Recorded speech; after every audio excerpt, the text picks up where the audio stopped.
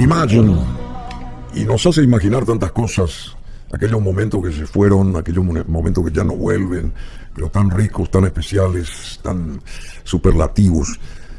Y también Imagine nos recuerda lo que sucedió ahí frente al Dakota Building, a metros del Central Park, hace 42 años. Un John Lennon que estaba firmando su último trabajo al verdugo que 10 minutos después lo iba a asesinar. Impresionante todo esto. Y está aquí justamente la contracara, no un verdugo, sino al contrario, el defensor, siempre top en el aspecto de la querencia de la música, que siempre provino de John Lennon y de sus compañeros de los Beatles, el señor Mario Ferreiro con nosotros. ¿Qué tal? ¿Qué tal, querido Bruno? Qué gusto encontrarnos después de mucho tiempo, acá con Kevin también, con todo el equipo. Feliz por el tema que escuché recién, el video también. Así se llamó un programa tuyo. Sí, Imagine, hasta ahora tengo. Se llamaban La Vieja Pero Marzo, cuando estábamos todos juntos. Pero después lo reviví y lo refloté ahora para un ciclo de domingos que hago en Romance. Imagínate. Bueno, hoy es 9. Sí. Ayer fue el Día de la Virgen de los Milagros de Cacupe, pero hubo dos fallecimientos muy que nos hicieron tambalear a muchos. El caso de John Lennon hace 42 años y también la muerte de Tom Jobim también ayer. Parece mentira, pero es así. ¿Y qué pasaba hace 42 años? ¿Cómo fue ese? ¿Cómo te imaginas que fue ese desenlace, digamos, esos últimos minutos de John? Porque yo dije, vos siempre lo defendiste en el mejor de los sentidos, ¿verdad? Claro. Y propagaste su música, su estilo, su onda, su pasividad, su, qué sé yo, creatividad, tantas cosas. Porque sigue siendo el símbolo del cambio, de la revolución cultural, mucho positivamente, para generaciones nuevas. También John Lennon se estudia como si se estudiara, qué sé yo, la historia de la Tierra hoy, o de aquellos cohetes que van a la NASA. John Lennon es que van a la Luna o a Marte. John Lennon es una Biblia. ¿Cómo fue? ¿Cómo te imaginas que pudo haber sido ese momento último? Y de repente esa sorpresa de él ante la reacción de un tipo al que le estaba firmando su Double Fantasy, ese trabajo último. ¿Cómo fue eso? ¿Nunca estudiaste eso? ¿Nunca pensaste en lo que pudo haber sido ese momento para él entre la vida y la muerte? Porque después, 10 minutos después, prácticamente se iba definitivamente, ¿verdad? Sí, absolutamente, Bruno. Leí mucho sobre Lennon en general y sobre esas últimas horas también. Ese día él desayunó normalmente en un restaurante italiano que quedaba cerca del Dakota. Iba siempre a leer los diarios con Yoko, tipo 10 de la mañana. Él estaba terminando Double Fantasy y estaba grabando, ya se había editado el disco, pero estaba grabando Milk and Honey, que vino un poquito después, en los estudios, últimos retoques. Lo que había sobrado de Double Fantasy, él quería hacer otro álbum. Entonces iba y venía al estudio. Le sobraron temas. Le sobraron temas, que después apareció en un disco muy lindo donde, por ejemplo, hay una canción llamada Nadie me lo dijo. Justamente nadie le avisó que lo podían matar. Lennon creo que subestimó eso. Él tenía mucho apego a Nueva York y decía que era una ciudad donde él podía caminar tranquilo, a diferencia de otros lugares, porque es una gran urbe. No la vio venir, no tenía seguridad, por ejemplo. Él caminaba solo. En el relato que se hace de ese último día, se cuenta que va solo él, caminando desde el Dakota hasta este restaurante, pide los diarios, desayuna y después se va al estudio de grabación. Después vuelve al Dakota para descansar y cuando sale de vuelta para ir a ver sus trabajos en el estudio de grabación, ya lo ve a Mark David Chapman. Y ahí es que ya le firma el disco. Y se va un par de horas a retocar algunos temas. Y al volver, está todavía Chapman frente al edificio. Cosa rara ya. Ya se complica la cosa. Porque un tipo al que le diste ¿Y cuántos minutos pasaron entre esa firma y su regreso? Un par de horas. Él le firma. Porque me decían que eran 10 minutos. Hay una confusión acerca de eso, porque en realidad le firma, se va y cuando vuelve dice, pero este está todavía acá. Y ahí comete un error garrafal. ¿Y qué pasa? Ahí está, ¿se acerca a él o qué pasó? Claro, ahí comete un error garrafal él y el chofer posiblemente, porque el Dakota tiene un garage como todo edificio para bajarlos adentro, directamente al ascensor para ir al departamento. Y él le dice, no, déjame acá enfrente a montar por la puerta de adelante. Ahí ese es el error que marca la diferencia entre la vida y la muerte. Lennon lo ve a Chapman, imagínate un tipo esperando 2 horas en invierno en Nueva York, 8 de diciembre, 12 menos cuarto de la noche. Ahí ya había, claro, faltaba poquito para que termine el 8. Entonces ahí Yoko va adelante y atrás, como siempre se acostumbra, uno deja que la dama entre primero y él va detrás caminando y ahí es que Chapman le encara y ya le comienza a disparar. acertó 5 balazos. 5 Sí, balazos. no había forma que se salve. Pero, ¿y cuántos balazos fueron? Y creo que vació el cargador, debe tener 6, ¿verdad? Una clásica pistola, ¿no? 5 balazos. 5 le aciertan el cuerpo de John en distintas partes, entonces era imposible salvarlo. Aún así, él todavía llega con vida al hospital y muere ahí minutos después.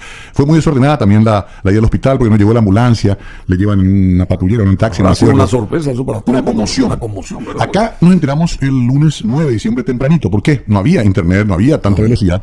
Y los cables comenzaron a escupir la información desde la 1, 2 de la mañana en las radios. ¿Te acuerdas que había teletipos? Yo estaba en San Francisco, yo conté eso. Sí, claro. Iba camino a la universidad y en la radio apareció eso y realmente... Bueno, fue una de las pocas veces que se interrumpió el fútbol de domingos de la noche, que es el fútbol americano, el famoso fútbol. Se interrumpió la transmisión para relatar de que habían disparado. Sí, y que estaba grave. Todavía no se hablaba de muerte. Eso hablamos 8 de diciembre a la medianoche. Y después ya se le pronuncia muerto, como se dice en Estados Unidos, que es cuando el propio médico forense certifica el fallecimiento. Fue todo muy rápido. Fue muy triste porque Sean, el hijo menor, estaba en el departamento con su niñera. Yoko se salvó de milagro porque ella corre hacia adentro del vestíbulo y ya no le sigue hasta ahí el asesino. ¿Qué hace Mark David Chapman? Hombre enajenado, que todavía sigue privado de su libertad. Una vez que dispara, que le acierta los 5 balazos, se sienta a un costadito donde hay un jardincito frente a la cota y espera que la policía venga. No intentó huir, deja el arma a un costado. La policía llega, pero ya se tarde, entrega. se entrega. Cumplió con su misión. Sí, con su extraña misión, que era una mezcla bastante rara de misticismo, de visiones que él tenía, todo ese repertorio de gente que está fuera de sí, ¿no? Bueno, eso que dijiste antes de que se fue a desayunar y a comprar los diarios y volver, es más o menos un paralelismo con lo que hizo Versace. ¿Te acuerdas? Sí. Claro, hizo lo mismo. Se En fue un y café. desayunó, se fue a un café, compró los diarios, revistas, qué sé yo, y volvió a su casa y ahí lo liquidan al entrar a la mansión esa allá en Miami, en este caso, ¿verdad? Qué notable, che, porque Sí. que es más o menos parecido, porque lo de Chapman para con Lennon fue lo que también hizo que reaccionara así este asesino de ¿cómo se llama? De Versace. Sí, un tal Cunanam, algo así de Eso, de la película. Hicieron una serie muy buena. Con la diferencia que el que le mató a Versace sí lo conocía personalmente, tuvieron una vinculación. Sí. Chapman no, solamente el autógrafo, antes de que... Esa diferencia hubo. Sí. Solamente esa, pero sí era un hombre obsesionado con los Beatles, Chapman. El hombre tenía la idea de que Lennon había traicionado la esencia de los Beatles, tenía un cierto fanatismo religioso, una mezcla de varios factores que determinaron esta muerte terrible, injusta, violenta, que privó además al mundo Injusta. totalmente injusta. Y sobre todo privó al mundo de un hombre que podía seguir produciendo. Mira, Paul sigue produciendo. 40 años vivió. Exacto. 40 años, un pibe. Un pibe sigue actuando, sigue girando. No, claro, pero Lennon, digamos, claro. vivió 40 años. No, nada, él había llegado a la mitad de su vida. Él iba a llegar Claro. igual que Paul, por lo menos a los 80, produciendo. Quién sabe qué maravillas podía producir todavía. Y hay una mándala, creo que ahí en el Central Park, tenemos imágenes ahí Sí. que recuerda... Eso está en la esquina del Dakota. Sí, en la yo esquina del estuve por Central ahí Park. al año siguiente, yo narré eso cuando en San Francisco Me viví acuerdo. un año, después fui a Washington y estando en Washington me fui a New York exclusivamente a sentir esa atmósfera, digamos, que todavía estaba candente, si se quiere, después de unos meses del asesinato de este señor y nada, pero vi eso lleno de flores, ese lugar y de velas y de gente que estaba inclusive llorando ya en esa ocasión, y creo que hasta ahora se homenajea a John Lennon en ese sitio con la misma vehemencia, digamos, con la misma calidez, etcétera, etcétera. No sé si tenés... Sí, bueno, hay un detalle interesante ahí. Hay unas rocas y unas flores, plantas tradicionales de todos los países del mundo. Paraguay está representado por unas piedras que llevó el entonces representante paraguayo ante la ONU, Genaro Papalardo. que está ahora acá en Asunción. Sí, ya vino a De pasar sus Londres. vacaciones de Londres. Bueno, en esa época Tito cumplía funciones diplomáticas ante las Naciones Unidas. ¿te acuerdas? Naciones Unidas. Y entonces él donó para ese lugar, que es una especie de memorial mundial universal para Lennon, unas piedras del Paraguay. O sea, estamos presentes de alguna manera ahí. Y cada año, ¿cierto? Igual ayer, van centenares de fanáticos para recordar a John en su día de fallecimiento en ese lugar. Se entonan canciones, se van músicos. Todos los años ocurre esto, que es muy emotivo también. Ahí están viendo justamente la cantidad impresionante de gente recordando a John Lennon cada 8 de diciembre en New York, en el Central Park, y hay mucha entrega, mucha devoción, mucho, bueno, y conmoción inclusive también, porque ¿qué representa John Lennon? ¿Por qué John Lennon se erigió como una figura así, más allá del bien, del mal, una figura tan icónica? ¿Qué representa él? Bueno, nosotros los Beatles maníacos tenemos una vieja discusión. Hay lennonistas y macartistas. A veces hasta nos peleamos, tipo Cerro Limpia, tipo Boca River. A veces tenemos un momento tenso con amigos que son más de McCartney que de Lennon. Yo siempre sostuve que Lennon es la ideología Beatles, que es el que le dio la filosofía a los Beatles. Es el rebelde, el que dijo vamos a cambiar todo, el que propuso un sistema de trabajo creativo extraordinario, con 10 años inolvidables. Y también fue el que se decidió a terminar el sueño, como dijo él, cuando ya era oportuno hacerlo. Él no quería ver Beatles repetidos. Él decía, no les veo a los Beatles viejos en Las Vegas tocando. Él describió una trayectoria perfecta. Y creo que eligieron incluir el grupo en el momento adecuado. De hecho, él es el que separa el grupo. No es Yoko tampoco, como se cree, ¿no? O sea, no hubiera aceptado verlo hoy en Las Vegas a Barry Manilow, por ejemplo. No, y se burlaba inclusive de los Rolling Stones ya en esa época. Decía que ya eran unos viejitos que parecían unas calaveras saltando en el escenario. Y bueno, y se cumplió esa profecía porque siguen saltando los Stones, ¿no? Sí, bueno, pero era una forma de ver. ¿eh? Era una forma de ver que él tenía muy radical. Lennon era muy radical, no era un tipo diplomático, era un tipo de choque formado en la clase media de Liverpool en la posguerra, tipo muy inteligente, muy intuitivo. Y con un carácter muy fuerte también. Tenía un carácter fuerte. Sí, de hecho era poco diplomático. Él le dedica canciones muy terribles a Paul cuando se separan. Le dice, ¿cómo puedes dormir con esas canciones estúpidas que escribiste? Entonces después Paul le contesta Silly Love Songs, canciones tontas de amor. Tenía una vinculación rara, ellos casi de amor y odio, como suele pasar con las parejas. Era una relación simbiótica la de ellos, pero muy conflictiva cuando se estaban separando, como ocurre en toda separación. Y decime, ¿y Yoko Ono es mayor, fue siempre mayor que Lennon? 10 años mayor que él. Era una mujer mucho más formada que él intelectualmente. Eso le deslumbró a John. Eso fue lo que... Totalmente. Lo No te olvides que Yoko viene de la aristocracia japonesa, hija de banqueros, estuvo casada con André Previn, un gran director y pianista de música clásica, era un artista de vanguardia. Ella venía de otro, y a un muchacho de Liverpool, como siempre fue Lennon finalmente, le deslumbró esa mujer oriental, con otros cánones también de belleza. Yo soy pro Yoko definitivamente, aunque a mucha gente no le guste. Y no, porque al contrario. Es la mujer que él eligió, además. Vos sabés que hace 3 días la conocí a la embajadora de Japón acá, por ejemplo, ¿verdad? Ajá.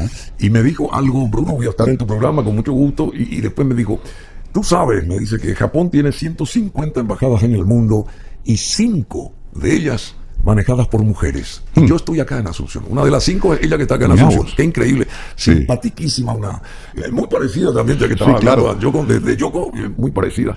Bueno, tenemos otro tema más para después ir a otro plano acá con Mario Ferrero, otro tema más, Woman. Y este tema, Woman, ¿él se lo dedica a ella? Absolutamente. Dicen que era cuando él, como todo hombre, tenía sus travesuras, tuvo su famoso fin de semana perdido, se iba de repente de farra con Harry Nilsson, su gran amigo. Entonces, él cada vez que metía la pata le dedicaba un tema a Yoko. Sí. Este fue uno de ellos.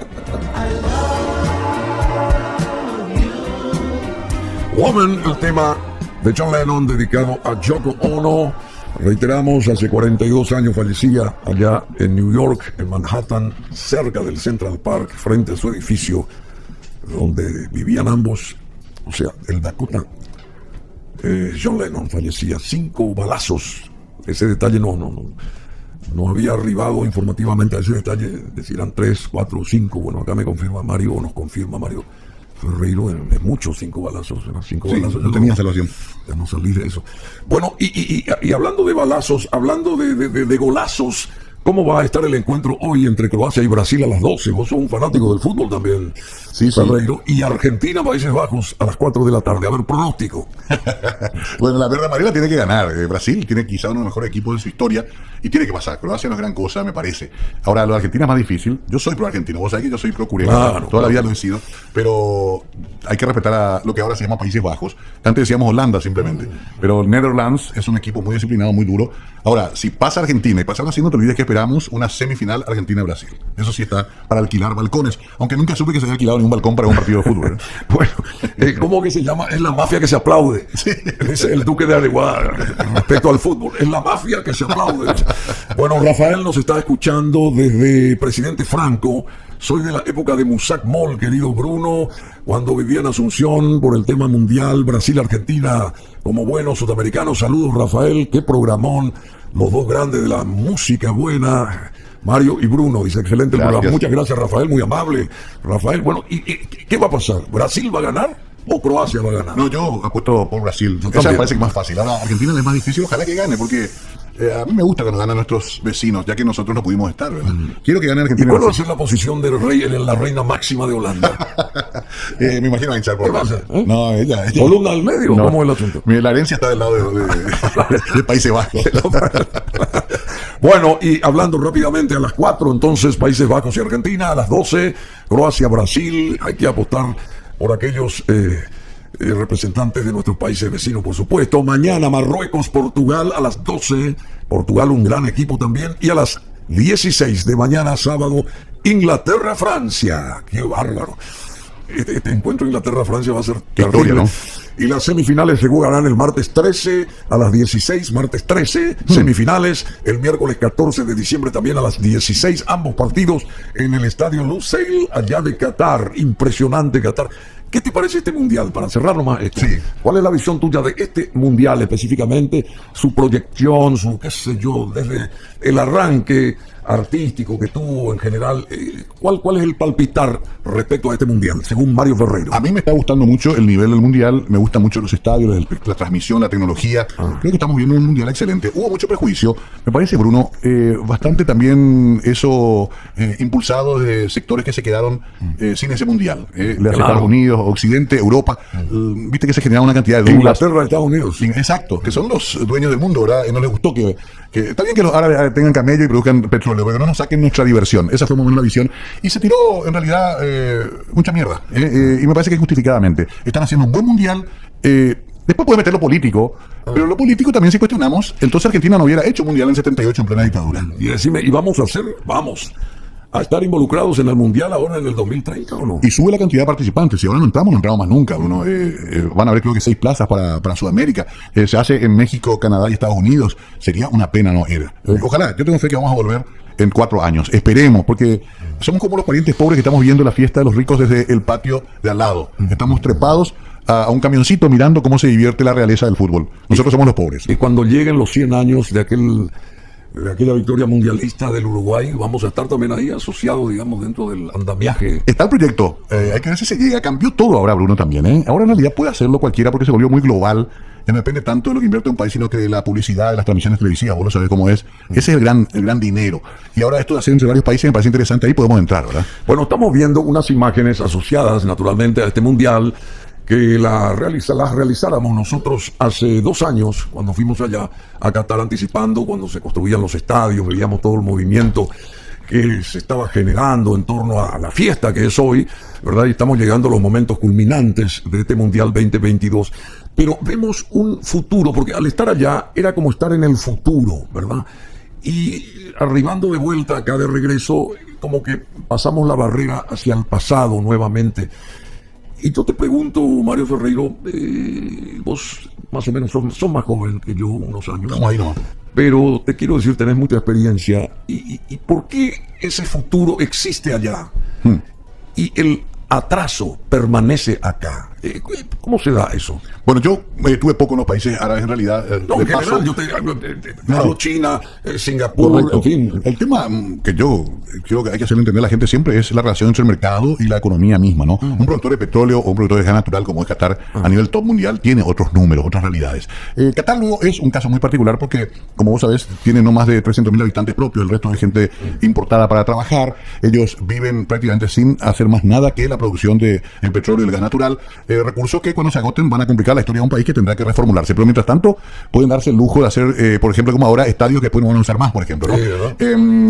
Yo en todo caso sí creo que Paraguay puede entrar en un circuito de ir avanzando gradualmente. Nunca lo va a tener como estos países porque no tiene recursos naturales tan explosivos como esos, ¿no? Donde se cotizan mensualmente en los grandes mercados estos valores que son del petróleo y el combustible. Pero y el gas. Sí, yo me compararía más acá cerca, ¿no? Yo me compararía más en tratar de ser como Uruguay, en tratar de ser como Chile, en tratar de ir avanzando en base a lo que tenemos. Energía limpia, agroexportación, ganadería y ojalá que también mayor cuidado en lo social, ¿no? Pero difícil es que lleguemos a los niveles de riqueza extrema que tienen estos países, Bruno. Bueno, acá me está señalando el DJ Cool que la Miss del Mundial es de Croacia.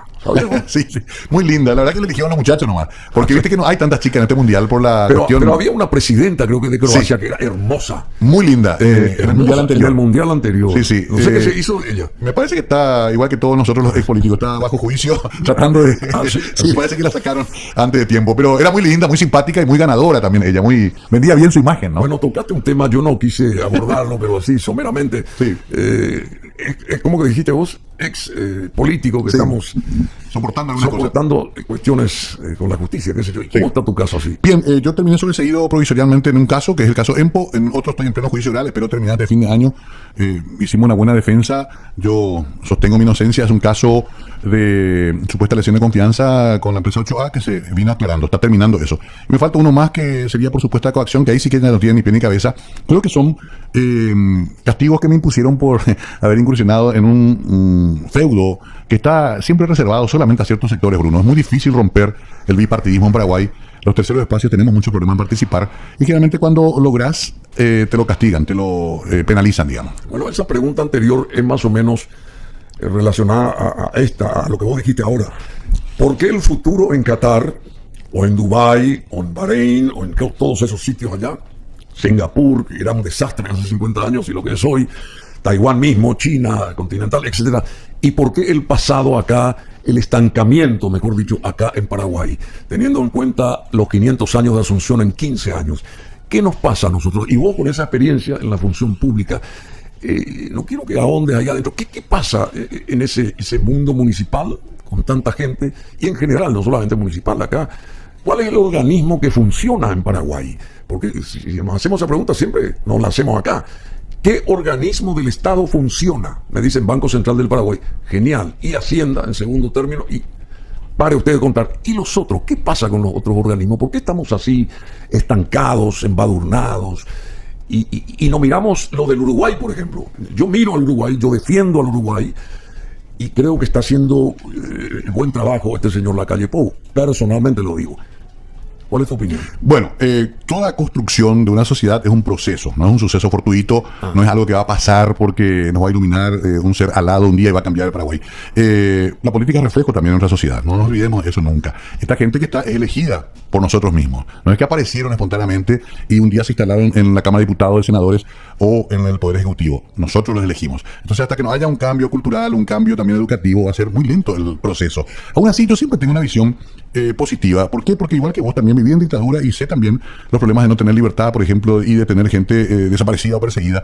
Ese modelo por lo menos ya lo hemos dejado atrás. Ahora hay que acompañar este proceso democrático con mejores resultados. Yo todavía confío que ese cambio se va a dar, pero reitero, no va a ser inmediato, no lo vamos a ver nosotros, quizás nuestros nietos, pero para que lo vean nuestros nietos se debe comenzar a cambiar ahora.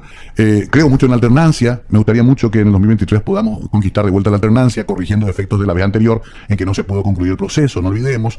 Y también hay que entender que quizá la gente es muy conservadora en nuestro país y nos anima mucho a los cambios. Mirá que hablamos mucho, las redes potenciaron mucho el tema de expresarse, pero el momento de ir al cuarto oscuro, por ejemplo, a mí no me cabe duda que la mayor participación del 18 la va a seguir teniendo la ANR. Ah, sí. Sí, inclusive hace poco le entrevisté a 2 o 3. Pero es la final del Mundial también ese día. Claro, van a ir más temprano. Pero atendé este dato, me lo pasaba, estuvo también contigo el doctor Rodríguez Tornaco. Sí. 700.000 nuevos electores tiene el Partido Colorado. El partido que más incorporó gente. Y vos decís, como un partido con tantos problemas, con una crisis tremenda, con una confrontación sangrienta, con unos cuestionamientos durísimos, igual sigue siendo el que mayor caudal sigue moviendo. Tiene una dinámica especial. Exacto, y hay que reconocer eso. No se puede dejar de reconocer. Ojalá que el cambio de la ANR llegue desde adentro. Va a ser muy difícil modificarlo desde afuera. Y va a ser muy difícil modificarlo desde que ellos ostenten el poder, porque ahí es más complicado cambiar las cosas. ¿Para qué vas a cambiar si estás en el poder? Y la oposición tiene sus propios dramas también. Este modelo de concertación fue muy interesante como ejercicio, creo que es válido, pero no se pudo cristalizar en la unión completa. Que dice Hugo Biederman que comienza realmente la concertación a partir del 19. Sí, está bien eso también, me gusta esa posición. O sea, que él dice que a partir del 19 recién vamos a ver lo que es la concertación, dice él. O sea, que ahora todo el mundo compite con todo el mundo, ¿verdad? Sí, lo que pasa es que se pensaba que se podría lograr una competencia más abierta y más equilibrada, pero en realidad todos sabemos que hay mucha diferencia, mucha simetría entre la candidatura de Efraín y Soledad con el resto, por una cantidad de factores. Entonces, cuando eso se defina en 2 semanas más, coincido con Hugo, ahí sí se va a ver si funciona la concertación. Y también no te olvides que hay 2 sectores, Paraguayo Cubas y Euclides Acevedo, que hay que ver qué camino toman también, hasta las elecciones generales, ¿no? Sí. Pero te reitero, yo siento que estas 3 chicas se hayan bajado de los caballos respectivos. Yo siento personalmente, yo abrigaba esperanzas en que las chicas estas podrían tener una respuesta mucho más favorable en el sentido del arrastre popular, que yo creo que tienen, ¿verdad? Pero como ya se bajaron del caballo al lado, y entonces no sé dónde están ahora las chicas estas, Esperanza, después, por supuesto, Soledad está con Alegre, y Katia está queriendo estar en el Senado. Ella es diputada, va a pasar a ser senadora, y yo creo que va a tener una respuesta positiva en el Senado, pero, en fin, son conjeturas nomás.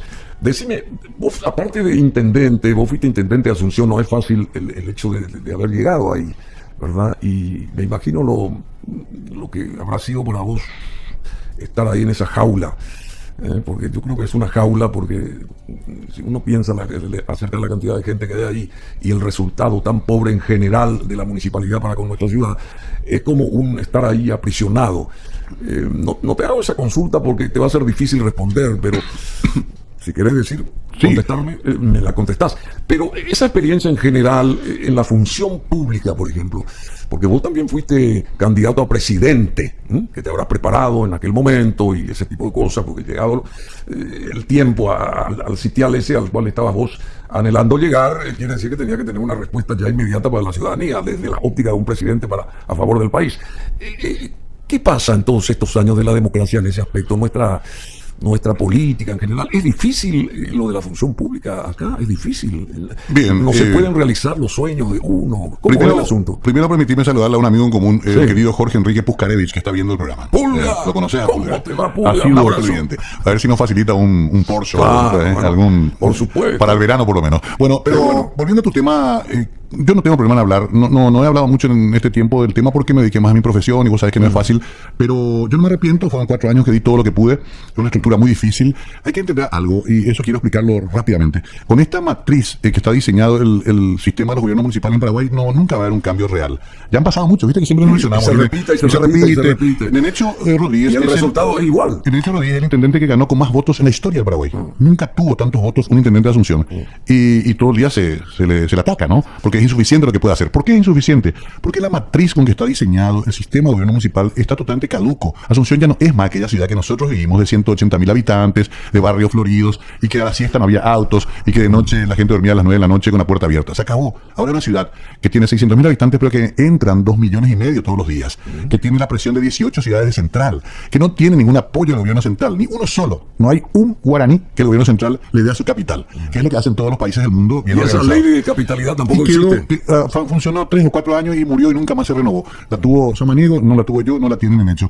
Si no modificamos todo ese sistema, el tema de los desagües pluviales, el tema de los desagües cloacales, el BID ya explicó todo, hay que poner $1.000 millones. Asunción no los tiene, pero el país puede tenerlo. Pero si acá se dilapidan 1.600 al año. 1.600 se desaparecen, se fuman. Por eso te digo, si no tenemos un plan, en vez de que se fumen, que saquen 1.000 para ayudar a la ciudad. Claro, si no tenemos un plan para Asunción y área metropolitana, en serio, esto va a ser cada vez más complicado y cada intendente que llegue va a ser todavía más vilipendiado que el anterior, porque no va a poder responder a la exigencia de una ciudad que es capital de la República. Eso es lo que no se entiende. No logramos. Aún así nosotros, dentro del esfuerzo que hicimos, tanto con el gobierno de Carte como con el gobierno de Marito, logramos avanzar. El viaducto botánico. ¿Vos te acordás el desastre que me hacían, que me atacaban? Bueno, ahora está y funciona. Y no pasó nada. No, está bien, el botánico está bien, ahora hay que compensar. Impresionante esa parte. Bueno, pero perdimos como 2 años de peleas, gritos, manifestaciones, desastre. El famoso viaducto para el aeropuerto. ¿Tú te acordás lo que esperábamos para llegar al Silvio Pettirossi para pasar? Eso nos juntamos una vez, en ese momento, con el ministro de Obras Públicas, que era Jiménez Gaona. Tomamos un café y se hizo ese viaducto. Es cierto, es con plata del gobierno central, pero con toda la anuencia del gobierno municipal. Se hizo el trabajo junto, salió. Bañado Tacumbú, firmamos en el Palacio el acuerdo. Se está haciendo la costanera sur, que va a cambiar totalmente la ciudad. Vas a tener prácticamente 20 kilómetros de costanera. Y se va a comenzar a reubicar a la gente que vive en el Bañado Tacumbú, más de 2.000 familias. Bueno, ese es el camino, Bruno, pero es muy poco porque se hace y después se retrocede.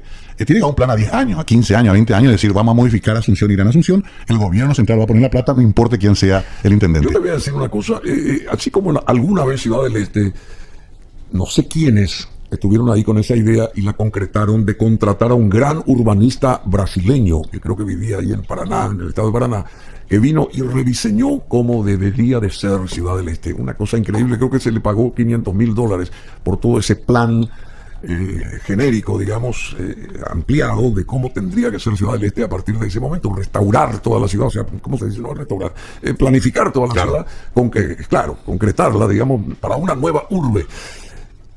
Se escondió esos papeles se escondieron ahí en un anaquel, nadie llevó a cabo eso.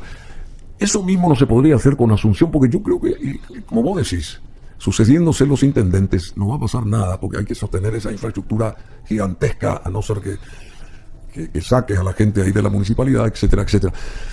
Ese es contratar a alguien que venga y diseñe una nueva ciudad capital con miras a los 15 años que faltan para los 500 años, ya ahora te estoy diciendo.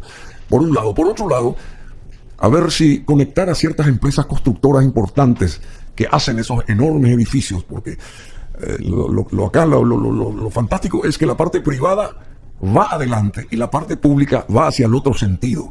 Entonces, contratar a esas empresas que vengan y hagan como un pool de empresas, paren de construir edificios, cíñanse a diseñar Asunción, comenzando por sus plazas, por ejemplo. Eso no se podría dar, y que el Estado pague, el Estado central, no la municipalidad, que no tiene un mango, ¿verdad? Claro. Que salga del Estado central una cosa así, mirando lo que vos decís, que Asunción, la capital del país, es el espejo, el reflejo de toda un territorio, ¿verdad? Sí, a ver, la ciudad es muy interesante, pero claro, es otro modelo de ciudad, tiene 50 años de antigüedad, Asunción tiene 500.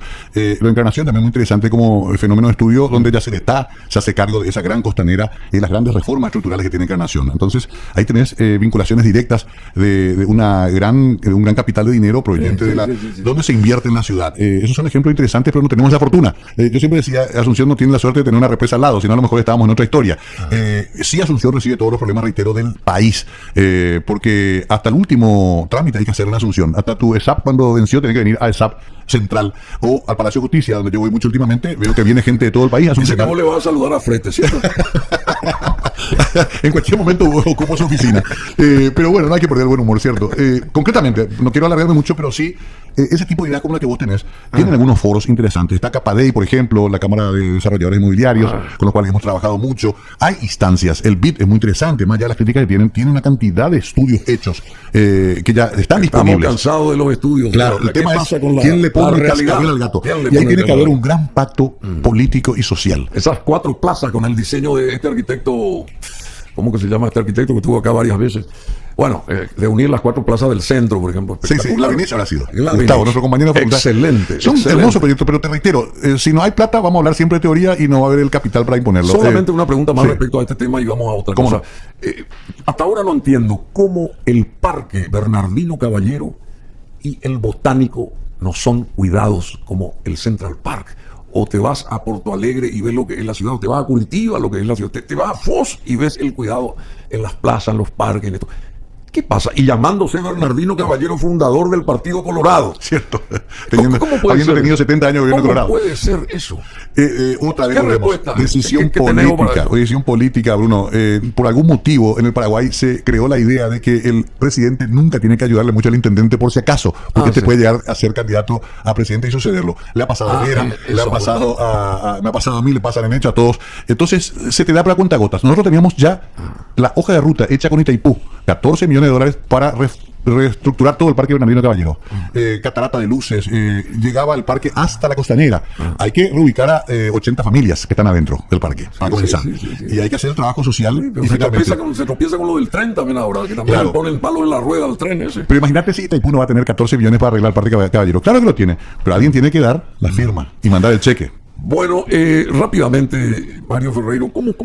Creo que aburrimos a la gente con este tema. Daba más gusto Lennon y ahora vamos al terreno que le gusta a la gente. ¿Qué mirada tenés acerca de los candidatos presidenciales? Bueno, vos recién dijiste, vos crees que haya alternancia, dijiste hoy. Sí. ¿Seguís sosteniendo eso? Primero, la NR en su disputa habitual, durísima, pero todos sabemos que después va a haber algún tipo de abrazo republicano. Ya vimos muchas veces esa película, ¿verdad?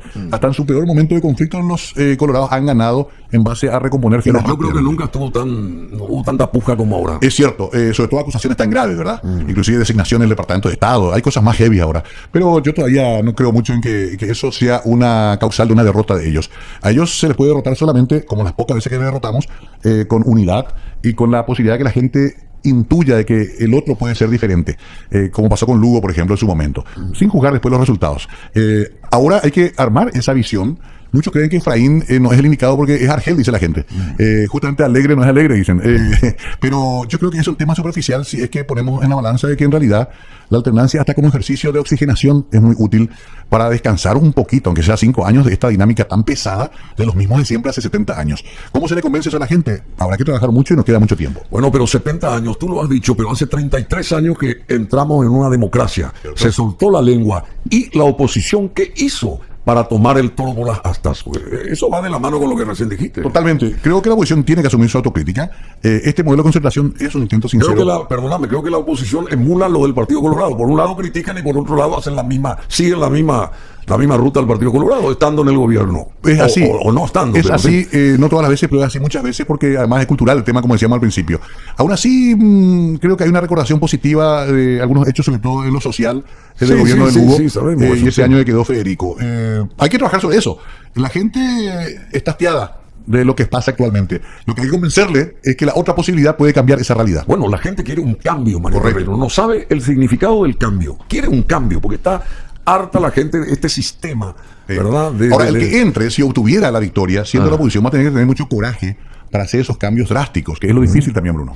Y justamente, ¿se debe de achicar el Estado o no? Esa es la gran discusión. Yo no quiero tener esa visión tan neoliberal de que todo pasa por el funcionariado público y por el tema justamente de los sectores más débiles. Yo creo que hay otras reformas mucho más urgentes que hay que hacer, entre ellas la impositiva. Pero ese es un tema que da para varios programas y para especialistas en la materia. No, y la judicial también. Y la judicial, por favor, yo creo que por ahí viene está la mano. Toro, que hay que tomar por las astas. Estaba hablando de Hugo. Ya no.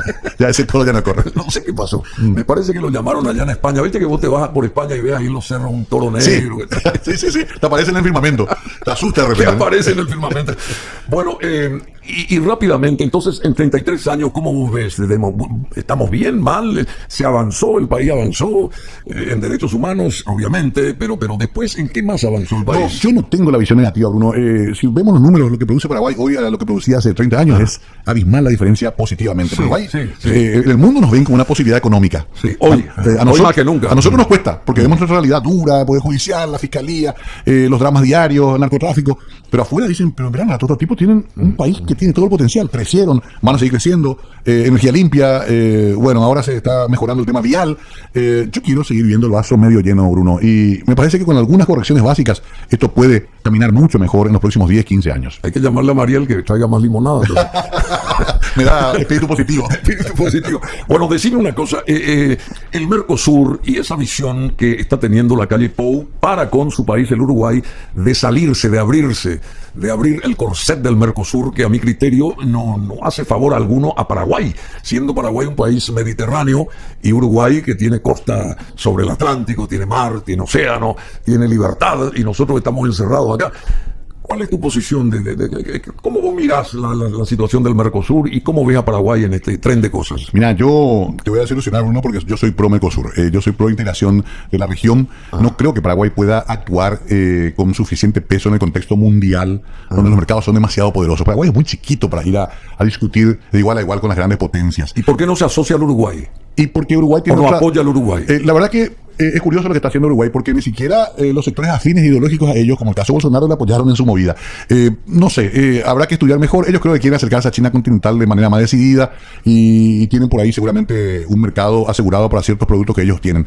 Pero Paraguay es mucho más complejo. Paraguay es una gran dependencia de Brasil, para comenzar. Sí, yo sé. Brasil es el gran comprador de todo lo que hace Paraguay. Y hay que tirarse a favor de Brasil en ese aspecto. Exacto. Hay que mirar el territorio brasileño. Uruguay tampoco comparte un fenómeno como Itaipú, comparte Paraguay con Brasil. Nosotros vamos a estar ligados de por vida a Brasil. Nos guste o no nos guste, es un matrimonio indisoluble ese. Tocaste ese tema de Itaipú. Sí. ¿Y qué hacemos con Itaipú a partir de ahora? Y también ya estamos medio atrasados en la materia porque se avanzó mucho en el tiempo y no se resolvió nada demasiado drásticamente positivo. Se avanzan los papeles. Yo tengo cierta esperanza de que la llegada de Lula sea más proclive a generar mejores condiciones para Paraguay, porque ya tenemos un antecedente de la compensación que Lula sí le concedió a Paraguay en su momento, cuando pasamos drásticamente de una cifra bajísima de compensación a una mucho más alta. Pero reitero, salir del Mercosur yo lo haría si tuviera un mercado asegurado y una capacidad de negociación apropiada. No sé si Paraguay la tiene. Bueno, Mario Ferreiro también está haciendo informativos, hasta ahora siempre hizo durante décadas, y ahora está, tengo entendido, también con espacios informativos cotidianos. ¿Qué está pasando en el Perú rápidamente? ¿Y qué pasa con Cristina? ¿Va a pasar con Cristina Fernández de Kirchner con la justicia argentina? Ella va a ir, qué sé yo, va a aceptar lo de los 6 años que le están dando. de presa, digamos, o sigue tal cual esa historia de Cristina por un lado y lo que va a pasar la otra Cristina que se llama, ¿cómo se llama la del Perú? Es Dina creo que se llama, es la primera presidenta peruana. Esas dos visiones, digamos, tuyas. Bueno, rápidamente, Perú a mí me preocupa mucho, son 5 presidentes en 3 años, no está encontrando estabilidad. Es un caso curioso Perú, porque Perú también sigue creciendo económicamente, sigue siendo una economía emergente, muy atractiva, pero no soluciona su problema político. Pero la justicia tiene peso ahí. Sí, pero su parlamento es muy volátil, y ahora vi que ya hay manifestaciones. Está preso el Castillo, está claro. preso, lo llevaban preso ahí donde estaba Fujimori, ahí está. Pero el que le lleva preso es el parlamento, y el parlamento también es cuestionado. Sí, entonces hay como una especie de insatisfacción social y política peligrosa siempre en Perú. Ojalá, es un país admirable, un país interesantísimo. Yo no entendí muy bien lo que quiso hacer Castillo, un hombre muy humilde.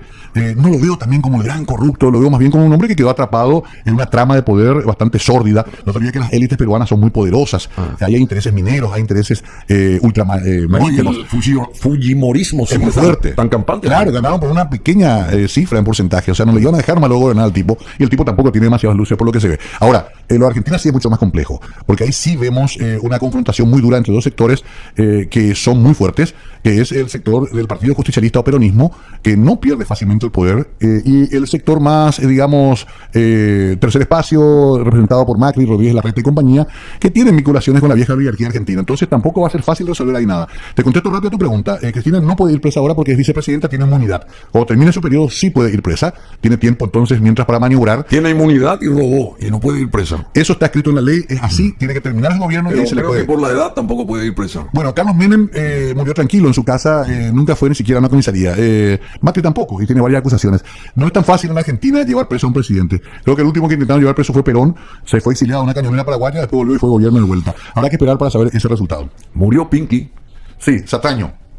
La conocí, igual que vos. ¿Te acordás que sí? ¿Te una gran mujer. Tuvo su hermana que estaba acá? Estuvo acá su hermana. Vino con la televisión, cuando llegó la televisión acá en blanco y negro, estaba la hermana que desarrollaba programas acá. Una gran mujer, Pinky. Incursionó también en política. Llegó a ganar una importante intendencia en La Matanza y no le dejaban asumir, la echaban a patadas. Fue la mujer que dijo, hola Argentina, tenemos televisión. La primera mujer que abrió la televisión argentina. Sí. Ahí tenemos imágenes de ella. Hermosa mujer. Sí, lo que era Pinky.